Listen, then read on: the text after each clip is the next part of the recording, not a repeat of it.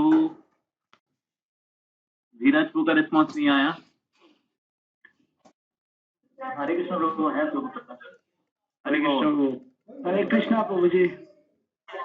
हम लोग एक भक्त को स्वागत करते हैं, वो है नरोत्तम प्रभु, जो चिगड़ीघाटा बॉयज के डिवोटीज हैं। तो प्रभु जी 3-4 साल से कृष्ण भक्ति कर रहे हैं और 16 माला कर रहे हैं, 4 नियमों का पालन कर रहे हैं। तो हम लोग नरोत्तम प्रभु को स्वागत करते हैं हमारे क्लास में 3 बार हरि बोल बोल के। हरि बोल, हरि बोल, हरि बोल, हरि बोल।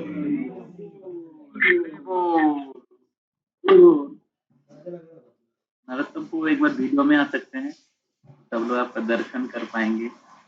हरे कृष्णा। धन्यवाद प्रभु, धन्यवाद।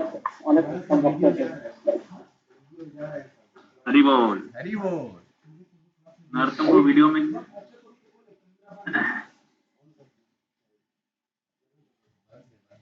দেখা যাচ্ছে না তোমাকে?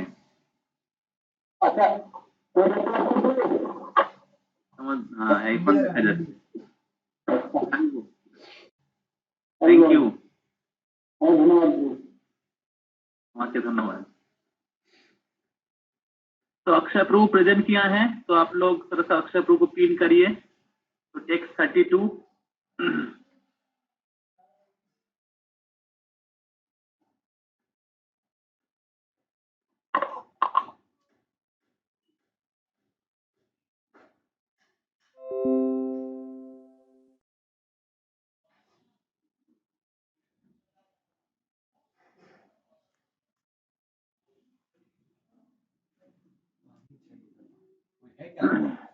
ओम नमो भगवते वासुदेवाय।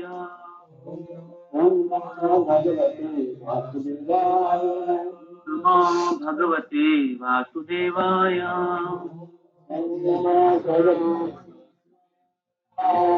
नमो भगवते वासुदेवाय।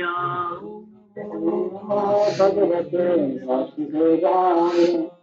श्रीमद् भागवतम पहला स्कंद 11 अध्याय श्लोक संख्या 32।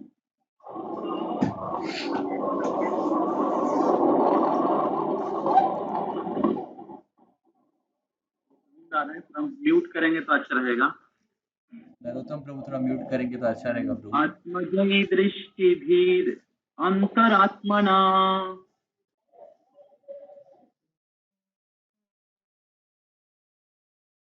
दुरंत भावा परिरेभिरे पतिम। सब लोग बोल सकते हैं पतिम। निरुद्धमपि निरुद्धमपि निरुद्धमपि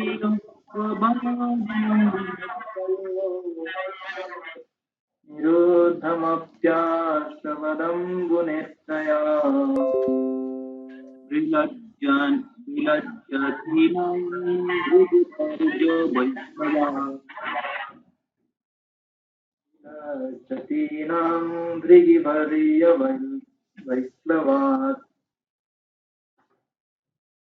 तो somebody read the translation, कोई अनुवाद पढ़िए, उसके ऊपर थोड़ा बड़ा करना पड़ेगा।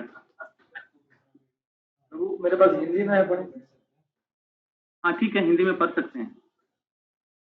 अक्षय प्रभु सर्वथा ऊपर करिए। रानियों की दुर्लभ्य उत्कंठा इतनी तीव्र थी कि लज्जाई होने के कारण उन्होंने सर्वप्रथम अपने अंतरतम से भगवान का आलिंगन किया।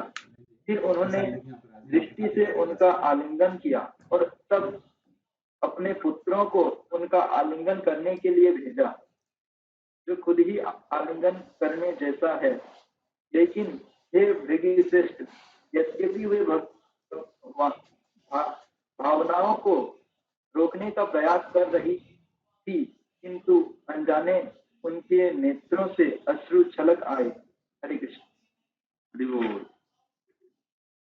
तो हम लोग सब द्वारका में हैं, इधर भगवान श्री कृष्ण हस्तिनापुर से वापस लौट के आए हैं कुरुक्षेत्र के युद्ध के बाद। और जब भगवान लौट के आए तो भगवान को स्वागत करने के लिए, भगवान को दर्शन करने के लिए हर प्रकार के व्यक्ति उधर उपस्थित हुए थे। और फिर भगवान उनसे मिले और फिर भगवान यथा उपयोग सबके साथ आदान प्रदान किए, सबका भेंट स्वीकार किए, सबका पूजा स्वीकार किए। और भगवान भी जिनके साथ जिस प्रकार संबंध हैं, बड़े और उनके समान और उनसे जो छोटे हैं उनके साथ उसी प्रकार प्रेम का आदान प्रदान किए। और फिर भगवान अपने महल में घुसे, फिर पहले उनके माताओं से मिले और फिर भगवान उनके पत्नियों से मिले। तो जब भगवान द्वारका में प्रवेश किए तो जितने भी द्वारका के स्त्रियां वो लोग अपने महल के ऊपर उठ गई थी। और फिर भगवान के बहुत ही सुंदर जो मनोहर आकर्षणीय रूप का दर्शन या पान कर रही थी। और फिर जब भगवान अपने महल में घुसे तो और अपने पत्नियों से मिले तो पत्नियों की हृदय प्रेम से परिपूर्ण हो गया था और भगवान के प्रति स्वाभाविक प्रेम के कारण वो लज्जा अनुभव कर रही थी।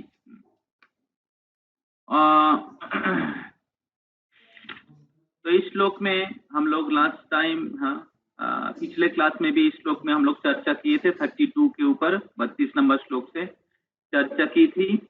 तो किस प्रकार जो द्वारका के पत्नियां, भगवान श्री कृष्ण के जो पत्नियां हैं, तो भगवान को दर्शन करके भगवान को अपने हृदय के अंतस्थल से भगवान को आलिंगन किए थे। तो ये वैदिक युग के कल्चर है। अभी के जमाने में क्या करते हैं, हस्बैंड वाइफ एक साथ आते तो पहले ही एक दूसरे को किस करते हैं। तो उसमें कोई कल्चर नहीं है, कोई एटिकेट नहीं है, सदाचार नहीं है। तो रिलेशनशिप में जो रिलेशनशिप होता है, उस रिलेशनशिप में संबंध होता है, पति पत्नी का जो संबंध होता है वो केवल शरीर के प्लेटफॉर्म में है, शरीर के स्तर पे है। तो जो पति पत्नी को एक भोग्य सामग्री के रूप में देखते हैं, जैसे एक स्त्री पुरुष का आकर्षण होता है, तो उसी प्रकार केवल आहार, निद्रा, भय, मैथुन को केंद्र करके है। तो उसमें कोई जो धर्म के आधार पे और भगवान को केंद्र करके जो संबंध होता है, तो यह आध्यात्मिक स्तर पे जो सेवा का संबंध होता है वो संबंध नहीं है। तो इधर हम लोग देखते हैं कि इस प्रकार जो द्वारका की स्त्रियां जो भगवान को अपने पति के रूप में प्राप्त किए थे, तो पति के रूप में प्राप्त किए थे, तो वो भगवान के प्रति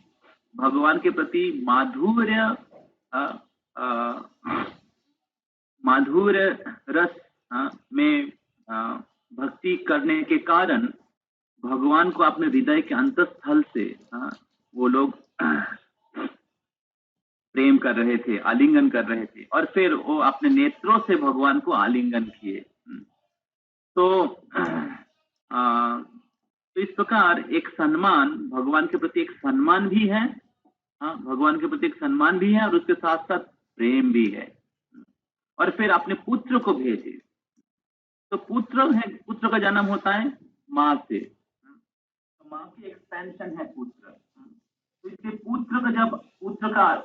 पुत्र को भगवान आलिंगन किए। और पुत्र का आलिंगन करना मतलब खुद को खुद का आलिंगन प्राप्त करने की समान है, क्योंकि पुत्र होते हैं माता से जन्म होता है। और फिर इधर बताया जा रहा है कि ये सारे पत्नियां अपने भाव, अपने प्रेम को रोकने की प्रयास किए थे, लेकिन उसके बाद भी उनके नेत्रों से अश्रुधारा वर्षित हो रहा था। तो इस श्लोक में हम लोग लास्ट टाइम चर्चा कर रहे थे कि किस प्रकार श्रील प्रभुपाद जी और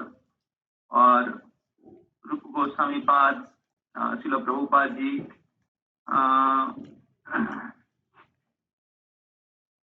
लिखते हैं उनके तात्पर्य में कि ये 5 प्रकार के रस हैं।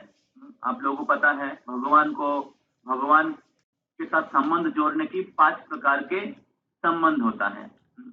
तो 5 प्रकार के संबंध क्या है? शांत, दास्य, सख्य, वात्सल्य, मधुर। तो मधुर रस में भगवान को कोई पति के रूप में प्राप्त कर सकता है, या कोई किसी को भगवान को प्रेमी के रूप में प्राप्त कर सकता है। तो इस मधुर रस का दो कैटेगरी होता है। एक होता है संभोग, और एक होता है विप्रलंब। तो एक होता है शौकिया, एक होता है परोकिया। तो शौकिया मतलब जो भगवान को कोई अपने पति के रूप में प्राप्त होते हैं। भगवान के साथ विवाह होता है और ऑफिशियली ये भगवान उनके पति है। भगवान तो सबके पति है, जिनका पति है उनका भी पति है, और वो उनके पति का भी पति है। भगवान पूरे जीव के पति है या पिता है भगवान। लेकिन उसी भगवान को कोई पति के रूप में प्राप्त करते हैं, तो उनसे सौभाग्यशाली और कौन हो सकता है? तो भगवान सबके पिता है, भगवान सबके पति है। लेकिन द्वारका के स्त्रियां इतने भाग्यशाली हैं कि भगवान पूरे पृथ्वी के मालिक होने के बाद भी भगवान पूरे जीव के पति होने के बाद भी भगवान जो द्वारका के महिषीगण है, उनके साथ एक साधारण पति के जैसा प्रेम की आदान प्रदान कर रहे हैं।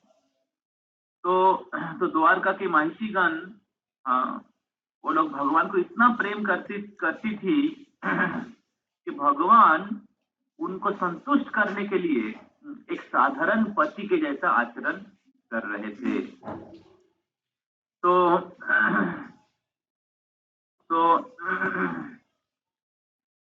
इस प्रकार भगवान उनके पत्नियों को संतुष्ट कर रहे थे, पत्नियों को उनके प्रेम का आदान प्रदान कर रहे थे। तो द्वारका की पत्नियां जो शौकिया रस के भक्त है, और परोकिया मतलब जो वृंदावन के गोपियां। तो मैं लास्ट टाइम कह रहा था कि तो वृंदावन की गोपियां जिनके साथ भगवान के साथ कोई मतलब ऑफिशियल मैरिज नहीं हुआ था, तो उस परोकिया रस में प्रेमिक प्रेमिका का जिस प्रकार संबंध होता है, जैसे विवाह के पहले बॉयफ्रेंड गर्लफ्रेंड जैसा होता है, तो उसमें बहुत प्रकार के बाधाएं होते हैं। जैसे ऑफिशियल मैरिज में कोई बाधा नहीं है, आप पति पत्नी से मिल सकते हैं। लेकिन जब मैरिज के पहले तो बहुत प्रकार के बाधाएं होते हैं, पेरेंट्स का, फैमिलीज का, सोसाइटी का, तो बहुत प्रकार के बाधा होता है। उस बाधा को अतिक्रम करके प्रेमिक को प्रेमिका से या प्रेमिका को प्रेमिक से मिलना पड़ता है। तो हम लोग इस दुनिया में देखते हैं बॉयफ्रेंड गर्लफ्रेंड रिलेशनशिप है, लेकिन कृष्णा और गोपियों के जो संबंध हैं और इस दुनिया में बॉयफ्रेंड और गर्लफ्रेंड का संबंध में क्या फर्क है? कोई बोल सकता है क्या फर्क है? Between lust and love, Prabhu. Difference between lust and love. Okay, so explain करिए. The material world relationship between boyfriend and girlfriend is based on lust, and the one with Krishna and gopis are pure devotional love. Okay, और कोई? Material মানে এগুলো হচ্ছে body কেন্দ্রিক হয়ে থাকে।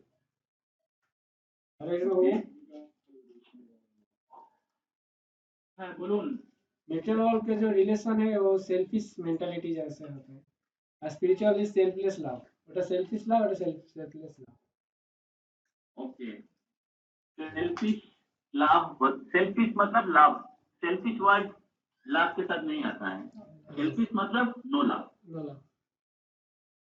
तो तो ब्रज गोपियों के साथ कृष्ण के जो संबंध है वो आध्यात्मिक स्तर पे है, और ये गोपियां सब लोग कृष्ण की अंतरंग शक्ति है और राधा रानी के प्रकाश है। तो कृष्ण शक्तिमान और राधा रानी उनकी शक्ति है, और गोपियां राधा रानी के विस्तार है। तो इसलिए कृष्ण की आध्यात्मिक शरीर है और गोपियां कृष्ण की प्रकाश होने के कारण उनके भी आध्यात्मिक शरीर है। वो कोई साधारण स्त्रियां नहीं है जिनके साथ कृष्ण की लाभ अफेयर हुआ है।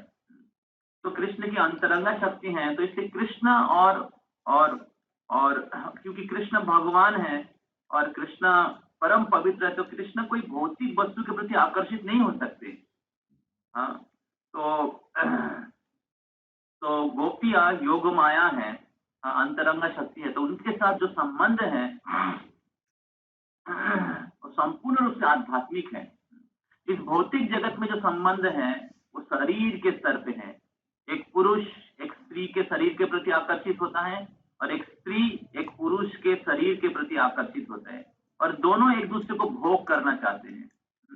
तो उसमें आत्मेंद्र प्रीतिवांछा तारे कहे काम, तो उसमें भोग करने की इच्छा ही मुख्य है। तो और विशेष करके एक दूसरे के शरीर और शरीर के साथ जो जुड़े हुए जो चीज होते हैं, तो वही भोग करने की इच्छा होता है। लेकिन कृष्ण के साथ जो ब्रज के गोपियों की संबंध है या कोई भी भक्त के संबंध है, अलग अलग सर्विस, साक्ष्य रस में या वात्सल्य रस में या माधुर्य रस में, कोई भी रस में, इवन शांत रस में जो गाभी वो भी कृष्ण की सेवा कर रहे हैं, कृष्ण को स्तनपान करना चाहती है। तो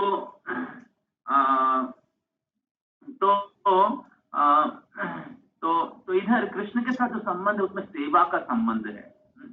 तो सेवा का संबंध है, और जिधर कृष्ण के भक्त लोग कृष्ण को सेवा करने के प्रयास कर रहे हैं और कृष्ण उन सेवा का आदान प्रदान कर रहे हैं। कृष्ण को किसी की भौतिक चीज की जरूरत नहीं है, कृष्ण को नहीं ना खाने का अभाव है ना धन की अभाव है, कृष्ण तो सारे ऐश्वर्य पूर्ण है। लेकिन कृष्ण भावग्राही जनार्दन, कृष्ण भक्त वत्सल है। तो जब कोई भक्ति से कृष्ण की सेवा करते हैं तब कृष्ण उनके साथ उसी प्रकार आदान प्रदान करते हैं। कृष्ण अगर कोई पुत्र के रूप में प्रेम करते हैं, कृष्ण उनके पुत्र बन जाते हैं। कृष्ण को कोई अगर पति के रूप में प्रेम करते, कृष्ण उनकी पति बन जाते हैं। हालांकि कृष्ण किसी के पति नहीं है, कृष्ण बाध्य नहीं है कि किसी के पति बनना पड़ेगा। कृष्ण स्वराट है, कृष्ण स्वाधीन है, इंडिपेंडेंट है, लेकिन फिर भी कृष्ण भक्त के अधीन हो जाते हैं। कृष्ण भक्त के अधीन हो जाते हैं और उसी प्रकार आचरण करते हैं जैसे साधारण पुत्र, साधारण पति, साधारण सखा उनके सखा के साथ या पत्नी के साथ या माताओं के साथ जिस प्रकार प्रेम की आदान प्रदान करते, कृष्ण भी उसी प्रकार आदान प्रदान करते हैं। तो ये कृष्ण की महिमा है, ये कृष्ण की विशेषता है कि कृष्ण उनके भक्तों के साथ संपूर्ण आदान प्रदान करते हैं। तो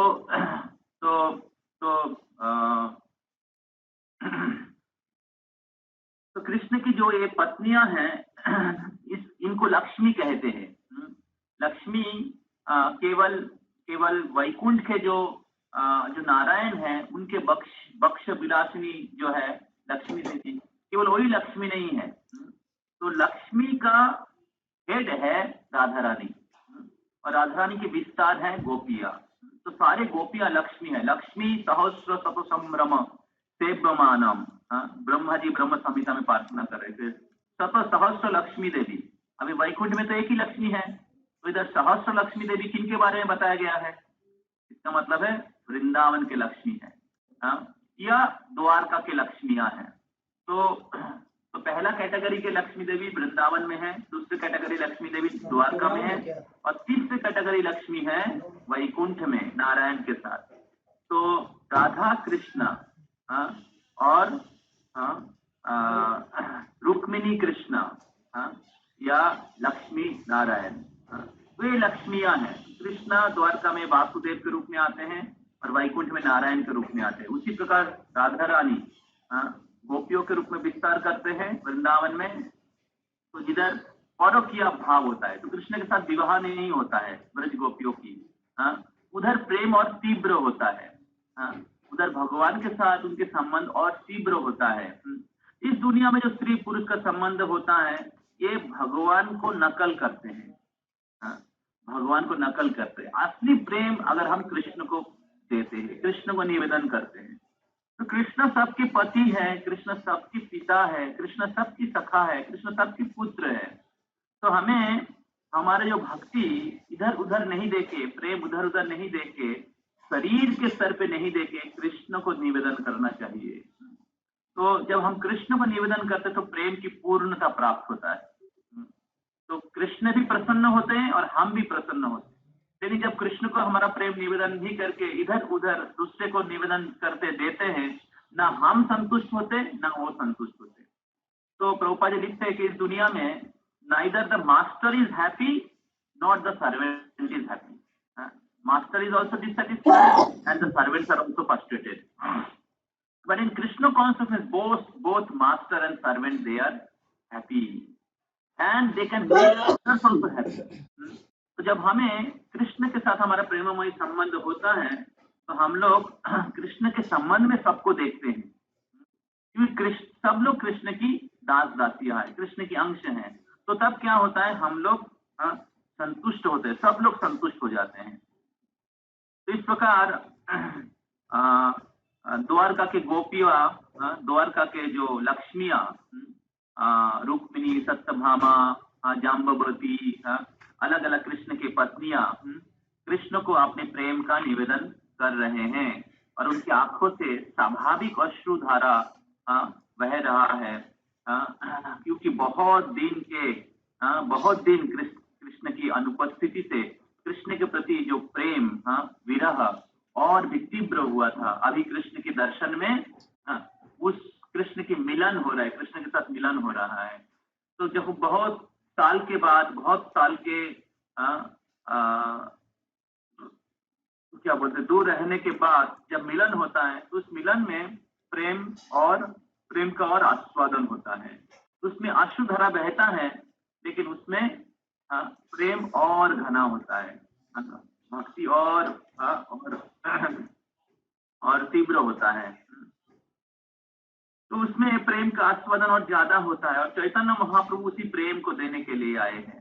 नमो महावदन्नाय कृष्ण प्रेम प्रदायते। तो अगर हम चैतन्य महाप्रभु के पद चिन्हों पे चलते हैं, चैतन्य महाप्रभु दिया हुआ शिक्षा को पालन करते हैं, तो हम लोग भी कृष्ण को उसी प्रकार प्राप्त कर सकते हैं जिस प्रकार ब्रज के भक्त लोग को प्राप्त हुआ है। तो ब्रजवासियों की कृपा से, चैतन्य महाप्रभु कृपा से, श्रील प्रभुपाद जी की कृपा से अगर हम लोग चैतन्य की शिक्षा को पालन करेंगे, हरिनाम जप करेंगे, 4 नियमों का पालन करेंगे, भक्तों की सेवा करेंगे, प्रचार करेंगे, हरि कथा श्रवण करेंगे, तो फिर हम लोग भी कृष्ण को उसी प्रकार प्राप्त कर सकते हैं जिस प्रकार ब्रज के भक्त लोग या द्वारका के भक्त लोग कृष्ण को साक्षात व्यक्तिगत रूप से प्राप्त किए थे। तो ये कृष्ण भक्ति के महिमा है। जिस प्रकार आप कृष्ण को चाहेंगे, कृष्ण आपके लिए उसी प्रकार अवेलेबल हो सकता है। इस दुनिया में आप किसी फिल्म स्टार को प्रेम करिए, या क्रिकेट स्टार, अभी इंडिया ऑस्ट्रेलिया को हराया है टेस्ट क्रिकेट में, तो आप शायद किसी क्रिकेटर को उधर जो हीरो बना है, अलग अलग क्रिकेटर होगा जो नए नए क्रिकेटर हीरो बन गए, तो आप शायद उनको प्रेम कर रहे हैं। Neither he knows you nor you know him. वो आपको पता नहीं है और आप उसको प्रेम कर रहे हैं, लेकिन वो उसको आप अच्छी तरीका भी मिले ही नहीं है, उसमें प्रेम नहीं होता है। लेकिन भगवान, हाँ, भगवान, आप भगवान आध्यात्मिक जगत में रहने के कारण भी बाद भी भगवान आपके लिए हर जगह में अवेलेबल है। हाँ, भगवान आपके साथ आदान प्रदान कर सकते हैं और भगवान आपके प्रेम को स्वीकार करते हैं और भगवान आपके प्रति कृपा वितरण करते हैं। तो कोई भी भक्त जो है तो होता है जो सिंसियरली प्रैक्टिस कर रहा है, तो उनको एक अनुभव है इस चीज का किस प्रकार भगवान आदान प्रदान करते हैं। तभी हम लोग अगले श्लोक में चलेंगे, श्लोक संख्या 33।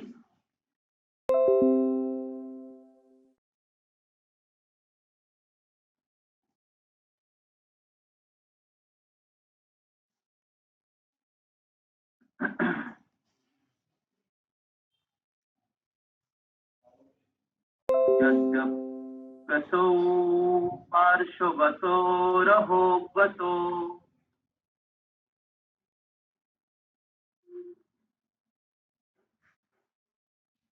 तथा तत्संगं ग्रीजुगं नवं नवम्।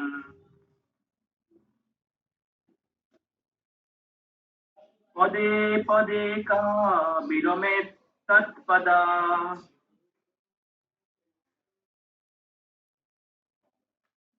कल्लापि जच्छिन्न जहाति गर्हिषि।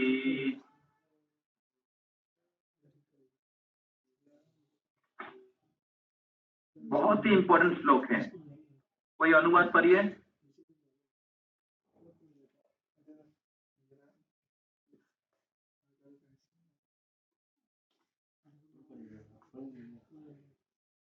अक्षय को आपको ट्रांसलेशन ऊपर करना पड़ेगा ना, नहीं तो कैसे पढ़ेंगे।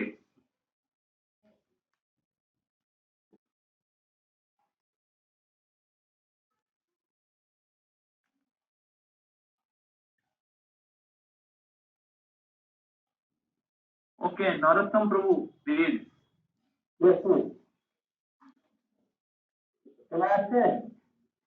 हाँ देखो अक्षय को पिंक करे छो। Translation. Although Lord Sri Krishna was constantly by their side as well as the spiritually alone, this truth appeared to them to be newer and newer. The goddess of fortune, although by nature always restless and moving, could not quiet the Lord's feet. So what woman can be detached from those feet, having all taken shelter of them?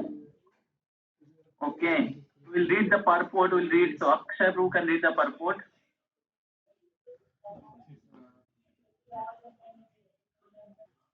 Purport. कोई बात नहीं करेगा, जिसके आवाज आ रहा है थोड़ा mute करिए।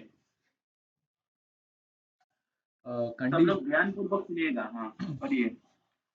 Conditioned living beings are always after the favor of the goddess of fortune, although by nature she is moving from one place to another.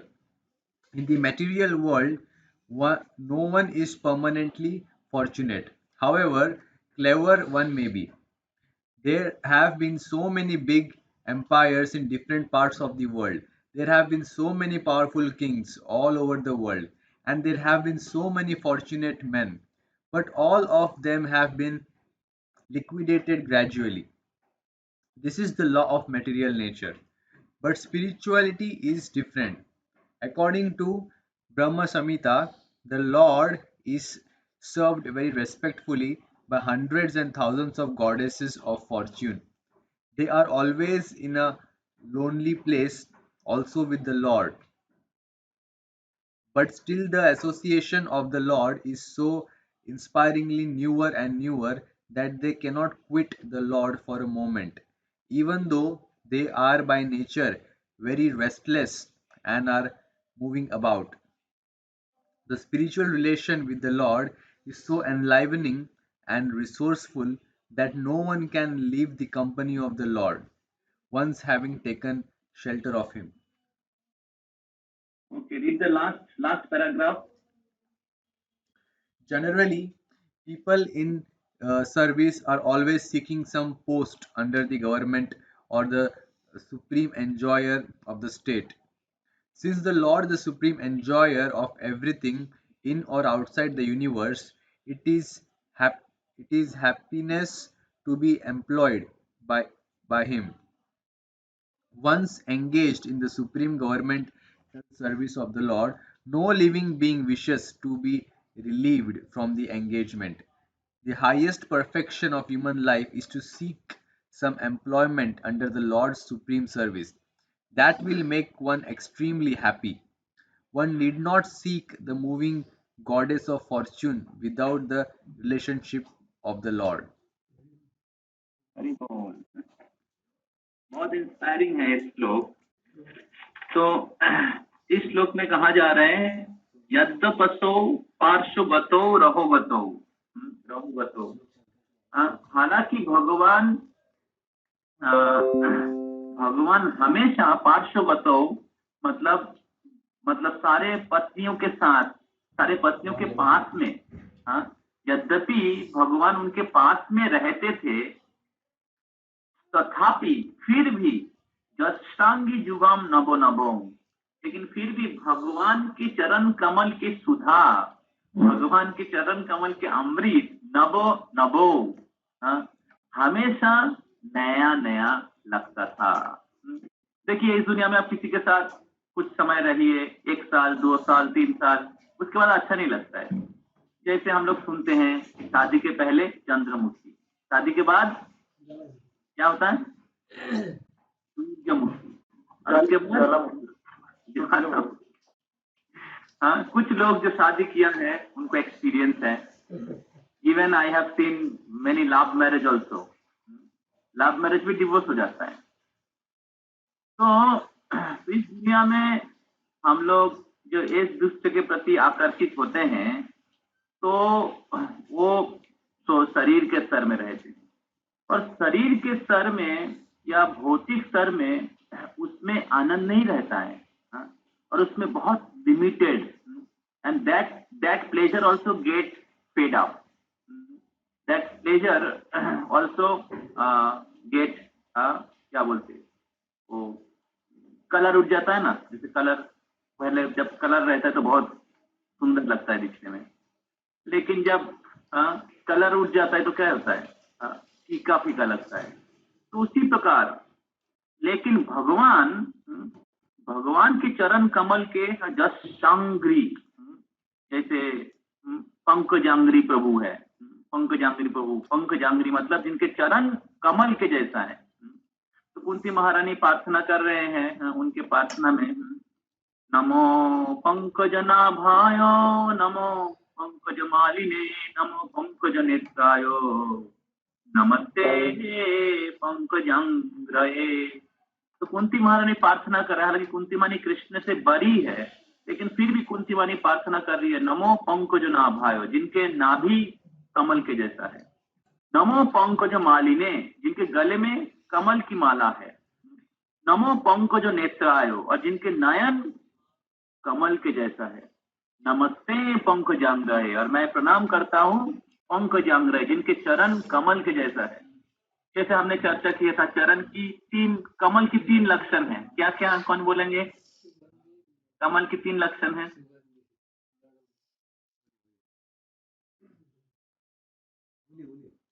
सुगंधी হবে, একটা খুব কোমল হবে। कमल की 3 क्वालिटी हैं। একটা সুগন্ধি, খুব সুন্দর গন্ধ, আর একটা খুব নরম। শোনা যাচ্ছে না, জোরসে বলি, জোরসে। সুগন্ধি, খুব সুন্দর গন্ধ বের হয়, তারপর খুব নরম হয়, আর খুব সুন্দর দেখতে ফুল। এটা 3 নম্বর একটা নাম হতে পারে ফুল। हरि बोल। कमल दिखने में बहुत सुंदर है। कमल बहुत ही कोमल होता है, सॉफ्ट होता है, और कमल बहुत ही सुगंधित होता है।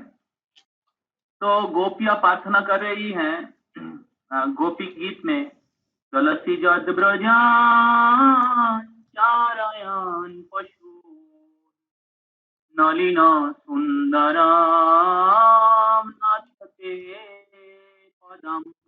नाथते पदम शिलतिनांकुरे शिदतीतिना कलिलतां मनोकांत गच्छति। तो गोपिया प्रार्थना कर रही है कृष्ण की विराह में कि कृष्णा आप जब गोचारण करने के लिए जाते हैं ब्रज में, चारयान पशु, गोचारण करने के लिए, पशु पालन करने के लिए जब आप ब्रज में चलते हैं तो नलिन सुंदरम, आपके कमल के जैसे सुंदर चरण कमल में बहुत ही दुख पहुंचता होगा। तो नलिन मतलब कमल, तो कृष्ण के चरण को कमल के साथ तुलना किए हैं। तो नलिन सुंदरम नाथ ते पदम, हे नाथ, हे कृष्ण, आपके चरण कमल में बहुत ही दुख पहुंचता होगा। क्यों?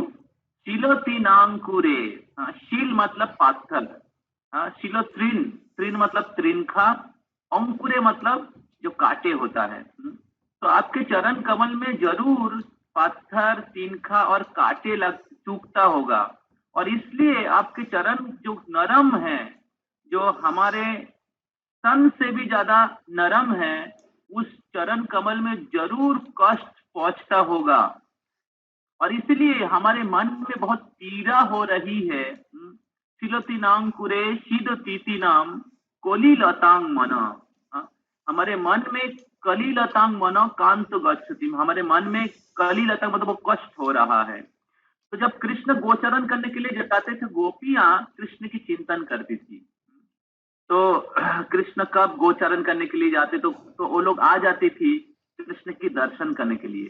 कृष्ण जब गोचरण करने के लिए जाते हैं, और जब कृष्ण गोचरण में रहते हैं तो होल डे वो लोग अपने हाउस होल्ड एक्टिविटी करती थी, लेकिन दे वेर ऑलवेज एब्जॉर्व इन कृष्णा। उसके ऊपर एक श्लोक है जो मैं लास्ट क्लास में मैं बोल रहा था। तो गोपिया जब मक्खन दही बेचने के लिए मथुरा में जाती थी, तो गोपिया गाती हैं, वो बिलमंगल ठाकुर उनके कृष्ण का नाम में लिखे हैं, उसमें लिखे हैं दग्धादिकं मोह हमसाद गोचर गोविंद दामोदर माधवेति विक्रेतु कामा किल गोप कन्या मुरारी पादार पित चित्त वृत्तेर। तो मुरारी पादार पित चित्त वृत्तेर, तो उनके मुरारी के पादा मतलब चरण कमल में उनके चित्त, उनके हृदय अर्पित थे। तो लोग विक्रेती कामा किलो गोप कन्याएं बेचने के लिए जाती थी। क्या? दग्धादि कम मोह, दधी माखन। और जब लोग बेचने के लिए गोकुल से मथुरा में जाती थी, तो क्योंकि उनका हृदय कृष्ण में समर्पित था, कृष्ण के चरण कमल में समर्पित था, इसलिए उनके मुंह से और कुछ नहीं निकलता था। वो बोलते थे गोविंद ले लो, दामोदर ले लो, माधव ले लो, केशव ले लो, गोपाल ले लो। तो प्रभुपाद लिखते हैं कि आप कृष्ण चेतना में है कि नहीं कैसे समझेंगे? अगर आपके मुंह से कृष्ण कथा आता है, अगर आप 24 आवर्स भगवान के नाम का जप कर रहे हैं, या दूसरे को कृष्ण के बारे में बोल रहे हैं, तो इसका अर्थ है आपकी कृष्ण चेतना में है। तो प्रभुपाद जी बोलते हैं कि एक व्यक्ति को कैसे समझ सकते हैं? एक व्यक्ति बुद्धिमान है ना मूर्ख है, कैसे समझ सकते हैं? जब वो बोलना स्टार्ट करता है। तो इसलिए preaching is very important. We should hear and we should glorify. We should hear Krishna katha, we should read Krishna books, and we should speak about Krishna. We should preach Krishna consciousness to others, and thus we can remember Krishna more and more. We can remember Krishna 24 hours. तो गोपियां वो कृष्ण की लीला का दर्शन करते थे, कृष्ण की लीला का श्रवण करते थे, और कृष्ण के बारे में दूसरे को बताती थी। और इसी कारण, क्योंकि ब्रज की गोपियां मथुरा के बाजार जाके दही माखन बेचने के लिए जाती थी और कृष्ण के बारे में बताती थी, क्योंकि they are always remembering Krishna, because they have given their heart to Krishna. और उसके कारण मथुरा के बाजार में जो लोग दही माखन खरीदने के लिए आती थी वो कृष्ण की भक्त बन जाती थी। तो जो यज्ञ पत्नियों की जो लीला है, जो यज्ञ याज्ञिक ब्राह्मण लोग भगवान को कुछ भोग निवेदन नहीं किया, लेकिन कृष्ण बोले कि उनके पत्नियों के पास जाओ, वो दे देंगे। तो सारे गोप बालक लोग उनके पत्नी के पास गए। तो मेरा निवेदन है आप सभी लोग रहिएगा 9-10 तक, 9:10 तक रहिएगा। तो सब उनके पत्नियों के पास गए और वो लोग दे दिए। तो प्रभुपाद जी तात्पर्य में लिखते कि वो लोग कैसे भक्त बन गए, उनके पति लोग नहीं दिए, यज्ञ कर रहे थे, पत्नी लोग कैसे दे दिए? क्योंकि पत्नी लोग दही माखन खरीदने के लिए जाती थी और वृंदावन की गोपियों के पास, और गोपियां कृष्ण के बारे में कहती थी और उनसे श्रवण करके वो लोग भक्त बन गए थे। तो कहने का तात्पर्य ये है कि श्रवण करना बहुत ही जरूरी है, अध्ययन करना बहुत जरूरी है, भक्तों की संग बहुत जरूरी है, और भक्त के संग में हमारी कृष्ण चेतना जागृत हो सकते हैं। अगर आप भक्तों की संग लेंगे तो आपकी चेतना भी दूषित होगा, आपकी चेतना कलुषित होगा। लेकिन भक्तों के संग में जब आते हैं, श्रील प्रभुपाद जी की किताबों का संग में जब आते हैं तो हमारे हृदय शुद्ध होता है। भगवान के नाम का जब उच्चारण करते हैं, हरे कृष्णा कृष्णा कृष्णा हरे हरे, हरे राम राम राम हरे हरे, हृदय शुद्ध होता है। तो इधर भगवान के चरण कमल तथापि जस्तांग्री जुगम नवम नवम, तो भगवान के चरण कमल की महिमा है, तो कोमल कमल के साथ तुलना किया गया। तो कमल बहुत ही सुंदर है, कमल बहुत ही सुगंधित है, और कमल बहुत ही कोमल है, नरम है। तो गोपियां हमेशा कृष्ण की चरणों को चिंतन करती है, और इस प्रकार कृष्ण के प्रति उनकी प्रेम और तीव्र होता है। और इधर कहा गया कि कृष्ण की चरण इतने इतने इतने क्या बोलते हैं, मधुर है। कृष्ण की चरण के इतने मधुर है कि कृष्ण के साथ हमेशा रहने के बाद भी कृष्ण की चरण, कृष्ण की रूप उनके लिए नया नया महसूस होता था। तो हम लोग we are searching for ever increasing happiness. हमारे जीवन में हम लोग ऐसी आनंद का, ऐसी सुख का तलाश कर रहे हैं। एंड श्रील प्रभुपाद जी की कृपा से, चैतन्य महाप्रभु की कृपा से हमें वो भक्ति कृष्ण की चरण कमलों की आश्रय मिला है। कृष्ण के चरण उसी प्रकार सुंदर है, दिव्य है, और हमें उस दिव्य आनंद और जीवन प्रदान कर सकता है। आज मैं भगवान की आरती कर रहा था दोपहर को, तो आरती के बाद मैं राधा गोविंद का चरण का दर्शन कर रहा था। तो मैं चैतन्य महाप्रभु के चरण और राधा गोविंद जी का चरण का दर्शन कर रहा था। तो मैं बहुत क्लोज से बार बार दर्शन कर रहा था, और राधा गोविंद का और चैतन्य महाप्रभु के चरण इतना सुंदर है, इतना सुंदर है कि और दर्शन करने की इच्छा होता है और आनंद प्राप्त होता है। जनरली सब लोग सबके मुखमंडल का दर्शन करते हैं, क्योंकि चरण गंदा होता है, लेकिन भगवान के चरण और भगवान के मुखमंडल में कोई फर्क नहीं है। भगवान की चरण एक्चुअली ज्यादा हमारे लिए जरूरत है। मदन मोहन, भगवान के चरणों की आश्रय लेना चाहिए पहले, तब भगवान के मुखमंडल का दर्शन करना चाहिए। पहले भगवान के चरण का दर्शन करना चाहिए, उसके बाद धीरे धीरे धीरे भगवान के मुखमंडल का दर्शन करना चाहिए। तो तथापि जस्तांग्रे जुगम नवम नवम, पदे पदे का विरमत तत्पदा, चलापि यच्छिर्न जहाति करहिचित। तो लक्ष्मी के एक नाम है चंचला और कृष्ण के नाम है चंचलापति। तो लक्ष्मी देवी कभी भी एक जगह में स्थिर नहीं रहता है। देखिए आप कुछ पैसा इनकम करते हैं और फिर अगले महीने में एक हफ्ता में चला जाता है दूसरे के पॉकेट में, और दूसरे के पास देते हैं तो वो पैसा आप मतलब आप कुछ खरीदते हैं तो उसके पास पैसा जाता है, और फिर वो भी कुछ खरीदते हैं तो उसके पास भी पैसा दूसरे के पॉकेट में चले जाते हैं। तो लक्ष्मी देवी कभी भी एक जगह में स्थिर नहीं रह पाती है। लेकिन वो लक्ष्मी देवी भगवान के चरण कमल को एक क्षण के लिए भी परित्याग नहीं कर पाती है। तो लक्ष्मी देवी भगवान के चरण कमलों की सेवा करने के लिए अपेक्षा कर रहे। लक्ष्मी सहस्त्र शत संभ्रम सेव्यमानम, संभ्रम के साथ श्रद्धा के साथ भगवान की चरण कमल की, भगवान की पाद सेवा करने के लिए अपेक्षा करती है।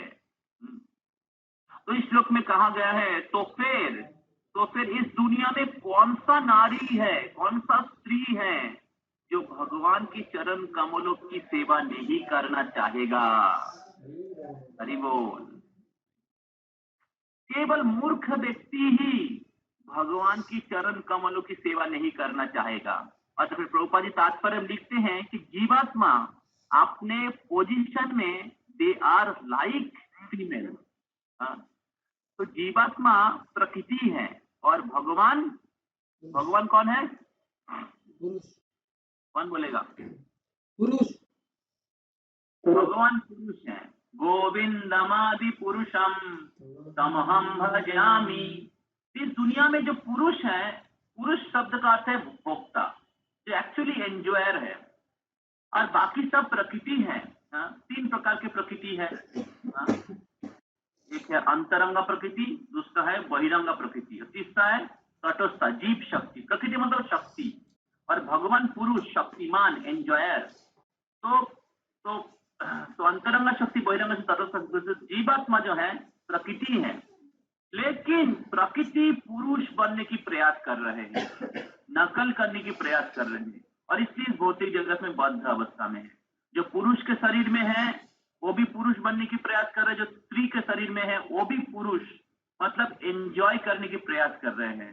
भोक्ता, पुरुष मतलब नियंत्रा, पुरुष मतलब भोक्ता, पुरुष मतलब मतलब प्रोप्राइटर। तो असल में भगवान पुरुष है और परम पुरुष है, बाकी सब प्रकृति। तो इसलिए ये प्रकृति शब्द जो होता है ये सबके लिए लागू है। We originally all are prakriti, we are suppose to serve the lord. हम लोग भगवान की सेवा करना है। भगवान हमारे परम प्रभु। इस दुनिया में आपको किसी ना किसी को सेवा करना ही पड़ेगा। I am audible to everyone? Yes yes. तो इस दुनिया में आपको सबको किसी ना किसी का सेवा करना ही पड़ेगा। जैसे अलग अलग कंपनी में या गवर्नमेंट एम्प्लॉयज रहता है, तो किसी ना किसी का सेवा करना ही पड़ेगा। तो लेकिन इस दुनिया में कोई भी व्यक्ति सेवा करके संतुष्ट नहीं है, क्योंकि वो भगवान की सेवा नहीं कर रहे हैं। तो इसलिए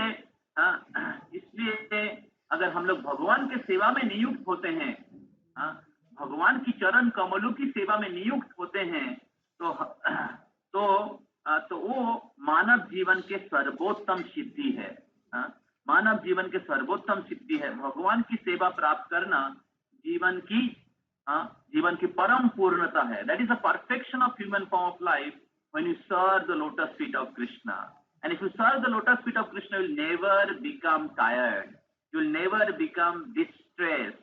Because Krishna's lotus feet is most sweet. So here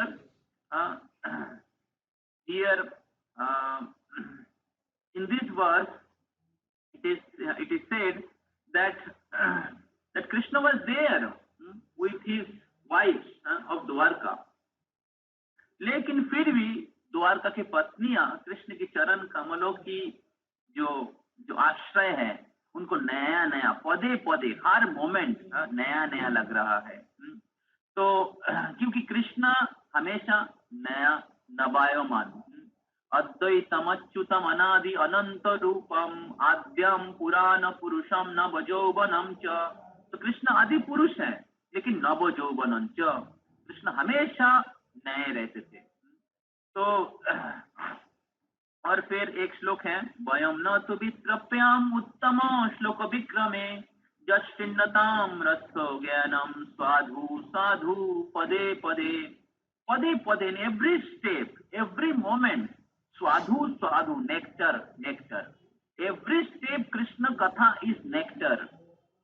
now it is Krishna himself, Krishna katha is nectar every step. What to speak about Krishna himself. वयम न तो वित्रप्याम उत्तम श्लोक विक्रमे, भगवान को उत्तम श्लोक के द्वारा वंदना किया गया है। और भगवान के भक्त लोगों को उत्तम श्लोक को जना कहते हैं, उत्तम श्लोको जना की सख्य। तो उत्तम श्लोक भगवान के कथा अगर कोई सुनते हैं, जश्चिन्नताम रसो ज्ञानम, रस प्राप्त होता है। जैसे रसायन होता है केमिस्ट्री, अभी केमिस्ट्री किसने किसने पढ़ा है, केमिस्ट्री में कितना रस है, बोलिए कितना रस है केमिस्ट्री में? 0 प्रभु जी। 0 माइनस। हम लोग बोलते हैं केमिस्ट्री में कॉश है, कॉश। एक होता है रस, एक होता है बंगाली बोलते हैं कॉश। कॉश मतलब जैसे कुछ पत्ता होता है, वो तोड़ेंगे तो कॉश निकलता है, एक लिक्विड निकलता है, उसको बंगाली में कॉश कहते हैं। हिंदी में क्या कहते हैं पता नहीं, इंग्लिश में क्या कहते हैं पता नहीं।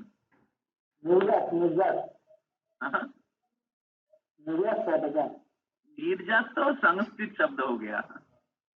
तो ये जो रसायन तो नहीं है, वो कौशायन। जो केमिस्ट्री तो रसायन तो नहीं है, एक्चुअली वो कौशायन है। उसमें कोई टेस्ट नहीं है, किसी को पढ़ने के लिए अच्छा नहीं लगता है, केवल उसको मुखस्त करना पड़ता था, समझ के थोड़ा सा फॉर्मूला समझ के थोड़ा मुखस्त करना पड़ता था। लेकिन कृष्ण कॉन्शियसनेस, श्रीमद् भागवतम इस रसायन। निगम कल्पतरुर्गलितं फलम सुख मुखदामृत द्रव संयुतम पीबत भागवत रसमालयम मुहुर्मुहुः रसिका भुवि भावुका। श्रीमद् भागवतम रसायन। तो निगम कल्पतरुर गलितम फलम सुख मुखदामृत, सुखदेव गोस्वामी मुख कमल से निकला हुआ है। सुखदेव गोस्वामी तोता है, किसी फल को मुंह देता है तो क्या होता है, और मीठा हो जाता है। इस कल्प वृक्ष, वैदिक कल्प वृक्ष का पिघला हुआ फल है। और फिर पीबत भागवत रसमालयम, ये रसमलाई है, और इससे भक्त लोग इसको पान करते हैं। इससे भौतिक जगत के जो कुरस होता है, cinema song, movie song, pornography, these are all drain water. तो उसको अपने शरीर में नहीं डाल के, उसको अपने चेतना में नहीं भर के, कृष्ण कथा, कृष्ण लीला, कृष्ण सेवा, उसके द्वारा हमें नहाना चाहिए। उसके द्वारा हमें अपने हृदय को निर्मल करना चाहिए, और उसी कृष्ण की चरण कमलों की सेवा में लगे रहना चाहिए। जैसे भगवान के महान भक्त लोग, उनको कहते प्रभुपाद, क्योंकि वो भगवान के चरण कमलों की आश्रय लिए हैं। बड़े बड़े महात्मा लोग, मुनि ऋषि लोग, योगी लोग या गोस्वामी लोग भगवान की सेवा में निरंतर नियुक्त रहते हैं। जो लक्ष्मी देवी चंचला है, कृष्ण भगवान एक जगह में स्थिर नहीं रहती है, वो लक्ष्मी देवी भगवान के चरण की सेवा में नियुक्त रहते हैं।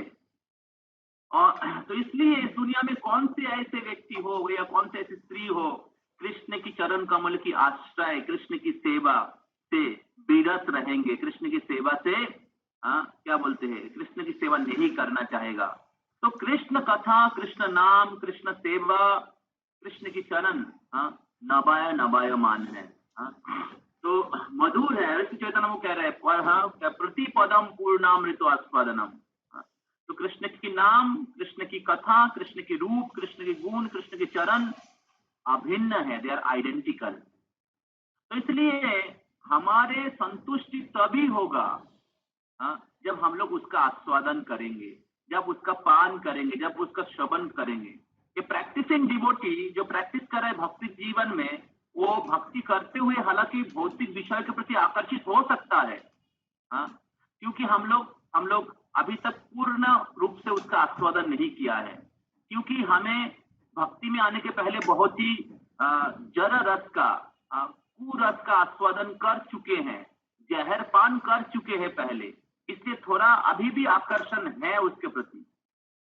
लेकिन अगर हम लोग शुद्ध भक्त के संग में श्रील प्रभुपाद जी जैसे महान भक्तों के आश्रय में, चैतन्य महाप्रभु के आश्रय में इस भक्ति का पान करते रहेंगे तो ये एंटीसेप्टिक का काम करता है, एंटीसेप्टिक एंटीडॉट का काम करता है। तो ये हमारे जो डिजीज है उसको संपूर्ण रूप से खत्म कर देगा, इम्यून सिस्टम बिल्डअप कर देगा। तब हम लोग इस जर रस जो इस बीज के जैसा है, तो चैतन्य श्रील प्रभुपाद कहते हैं हरि हरि विफले जन्म गंगाइनु मनुष्य जन्म पाइया राधा कृष्ण ना भजिया जानिया सुनिया विश्व भाइनु बोलो केरो प्रेम धन हरिनाम कीर्तन रतिना जन्मिल केने संसार विषानले दिवानिशी या जले जुराइते ना कोइनु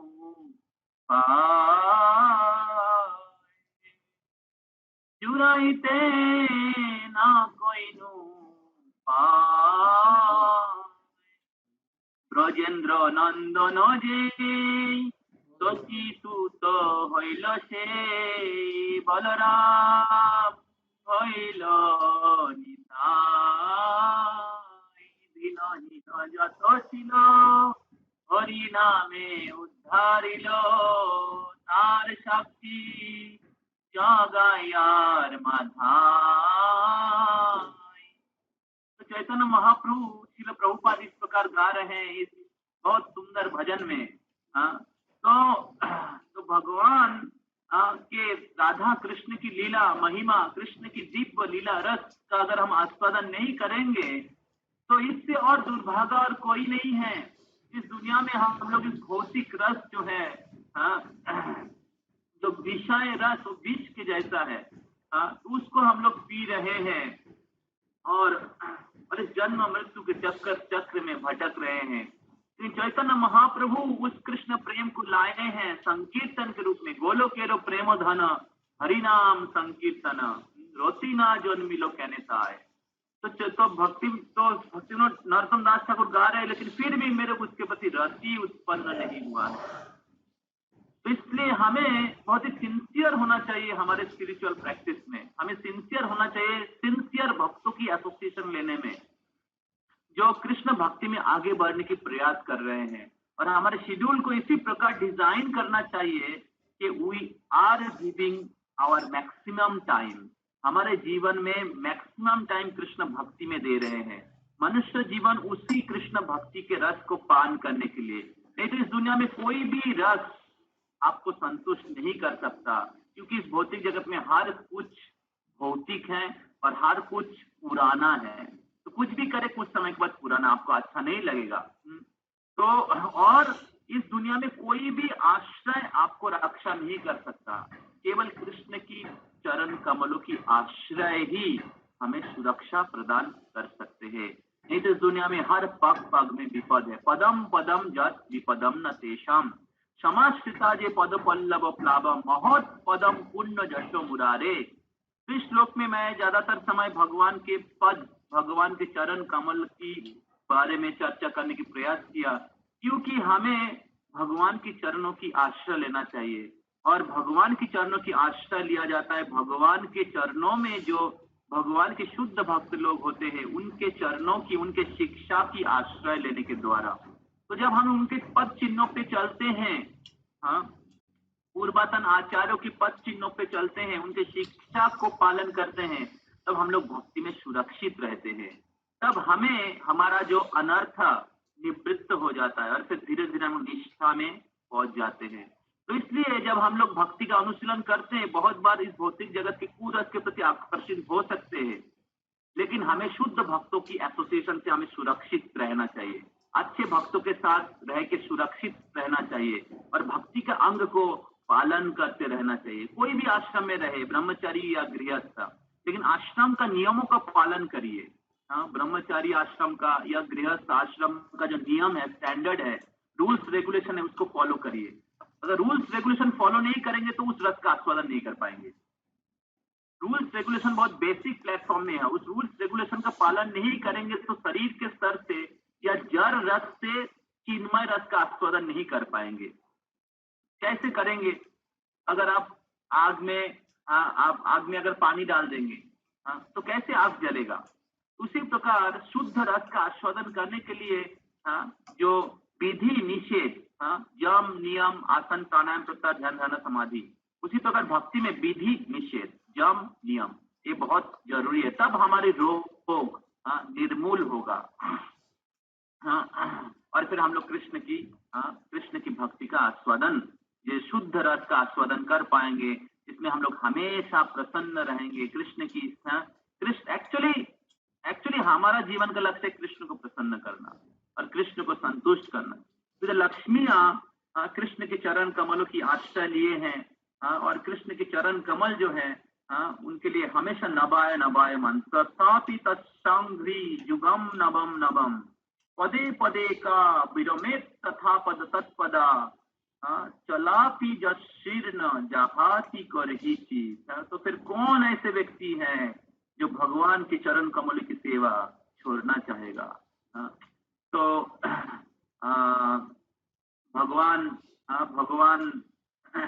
भगवान की चरण कमल की महिमा इतनी श्रेष्ठ है कि इवन जिस चरण कमलों की सेवा करने के लिए लक्ष्मी देवी अपेक्षा करती हैं, मुनि ऋषि लोग अपेक्षा करते हैं, ब्रह्मा शिव जी अपेक्षा करते हैं, वो चरण कमल भगवान कालिया नाग को भी प्रदान किए।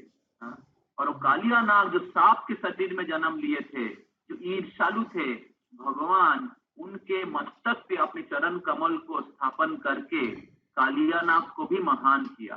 तो देखिए भगवान कितनी महान है। भगवान की एक नाम है मुकुंद, अर्थात जिसके चरण कमलों में या मुक्ति पद, भगवान जिनके चरण कमल में आश्रय लेने से इस भाव सागर से मुक्ति प्राप्त होता है। तो let us take the vow in our life, this life we will use it only serving the lotus feet of Lord Krishna and his pure devotee. हमारे जीवन में संकल्प लेते हैं हम लोग, सब लोग इस जीवन हम लोग कृष्ण की सेवा में, कृष्ण की चरण कमल, चैतन्य महाप्रभु के चरण कमल, उनके शुद्ध भक्त जो आचार्यगण या गुरु उनके चरण कमलों की सेवा में ही हम लोग नियुक्त करेंगे और इस भौतिक जगत में किसी भौतिक विषयों के पीछे नहीं भागेंगे। हरे कृष्णा कृष्ण कृष्ण हरे हरे हरे राम राम हरे हरे। अब सबको बहुत धन्यवाद कि तो प्रभुपाद जैसे महान भक्त इतने मधुर चीज उनके किताबों में दिए हैं, जितना पढ़ेंगे उतना ही आपको और पीने की इच्छा करेगा। तो प्रभुपाद जी की किताब बहुत सुंदर है, मेरा निवेदन है आप सब लोग पढ़िए और अगले क्या बोलते हैं 23 और 24 तारीख 23 और 24 तारीख कृति वर्धनम फेस्टिवल है, जिसका टॉपिक है page bye page be the sage. तो प्रभुपाद जी की किताब पढ़िए और सेज बनिए, घर में रह के भी सेज बन सकते हैं। तो उसका इवनिंग प्रोग्राम होगा 6:30 से। तो 6:30 session will be given by Dauji कृपा प्रभु। तो आप सभी से निवेदन है, जो लोग रजिस्टर नहीं किया है अभी भी आपके लिए अपॉर्चुनिटी है, तो आप रजिस्ट्रेशन कर सकते हैं। कल लंच तक लास्ट टाइम है, तो ऑलरेडी 15 लोगों ने रजिस्ट्रेशन किया है और जो लोग आप लोग मायापुर आ रहे हैं, मायापुर आने की भी अपॉर्चुनिटी है। 23 को दोपहर और 24 और 26 को दोपहर और 25 और 26 तो उसके लिए भी रजिस्ट्रेशन आपके लिए अपॉर्चुनिटी है। तो मेरा निवेदन है, तो आप लोग क्योंकि लॉकडाउन चल रहा है, सब लोग दूर दूर है, लेकिन जितना दूर जाएंगे उतना माया में फंसने का चांस है। तो इसलिए भक्तों के संग में आइए, भगवान की कथा सुनिए, नहीं तो धीरे धीरे फ्रीज हो जाएंगे। तो जितने सूर्य से दूर जाएंगे फ्रीज हो जाएंगे, इसलिए कृष्ण सूर्य सम, कृष्ण से दूर जाएंगे, भक्त से दूर जाएंगे, फ्रीज हो जाएंगे। इसलिए भक्तों के साथ में आइए तो आपके भक्ति में, और ये जैसे इधर द्वारका के पत्नियां कृष्ण की आनंद में डूबे हुए कृष्ण के चरण कमल के आश्रय में हैं, उसी प्रकार let us take this opportunity. हाँ, तो ये प्रीतिवर्धन फेस्टिवल, तो आप लोग सब लोग 6:30 आ जाइए, तो अगले सैटरडे को। और फिर जो लोग नाइट से कर रहे हैं, और दोनों प्रोग्राम के लिए 100 रुपीज रजिस्ट्रेशन फीस है, 3 टाइम प्रसादम है, नाइट से है। और मंदिर की तरफ से बहुत सुंदर अच्छा व्यवस्था किया गया है, नया बिल्डिंग बना है, आप लोगों ने देखा है, और रहने की भी जगह है। तो प्रोग्राम टेम्पल हॉल में होगा और इधर भी होगा, तो बहुत सुंदर प्रोग्राम होगा। तो आपसे निवेदन है इस वीक के लिए आप लोग ट्राई करिए आने का। हरे कृष्णा, हरे कृष्णा, कृष्ण कृष्ण हरे हरे, हरे राम राम, राम राम हरे हरे।